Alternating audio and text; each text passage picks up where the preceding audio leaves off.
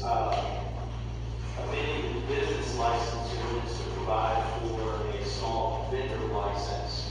A currently existing ordinance that the city opted to not adopt. But we got this in Dropbox from let's see, from Elisa, and let's have a discussion on this as far as whether it's open or not, small vendor license. Not on the agenda tonight or anything, but council comments, questions. Do we have a definition of the small vendor in there somewhere? This is going to be people that come for like a festival, one time like an event. It's either 1 or more days usually. Yeah, I understand. Do we have a definition in this? I don't know if I have a specific definition, but it's people that, and we can create one, but it's where it doesn't make sense for them to buy a full year-long business license. Like we want to make it to a price where if they do it twice or 3 times, they should have just bought the regular license. But it's just to allow the smaller ones, some of these kids that come over. Yeah, I'm not against it. I just want to make sure we diagnose our process. Yes, what specifically set out. We can make it specific. Well, part 4 essentially defines who would qualify anyway.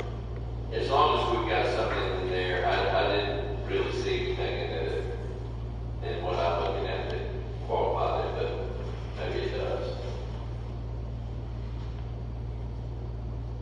Yeah, I agree with Jake with that, but what happened, did it get out that we usually buy a small business license, or a small vendor license, and people come by and just pretend like they're only doing something for, just say, Well, they would expire after that 3-day period or whatever. They wouldn't be licensed anymore. yeah, we don't spell out somebody that don't use it. I mean, if we can do it, we can do it, but a lot of them just, Well, otherwise, what happens otherwise is that people don't want to come to the festivals because they don't make enough at their booth to where they're getting a full business license. right. So I agree with this. I agree with Jake, we can look at it. Yeah, it should be simple enough. yeah. I'm not looking at complicated, just something that we can put our finger on, somebody questions and say, oh, this is what a small vendor qualifies as. So y'all good with A, B, and C there? I mean, so far forward. Because while not specifically set out as a definition, that's kind of,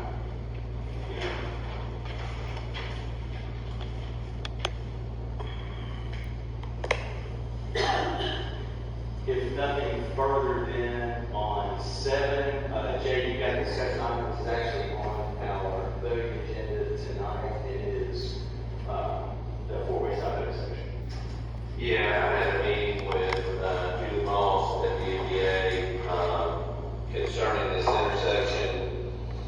Anybody that lives out there knows that this is problematic. Since I had this put on the agenda last week, we've had 2 other accidents. Accidents significant enough that everybody should be avoid. Tow trucks are being called. People, both roads that lead into this intersection, and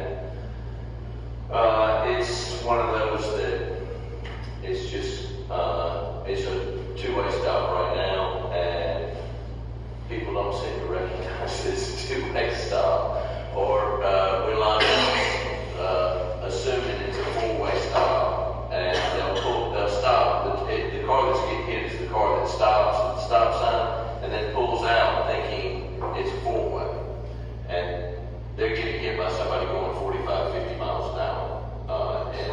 And it's a big problem. And I got texted one yesterday. I had a little girl in the back seat that wasn't in a car seat.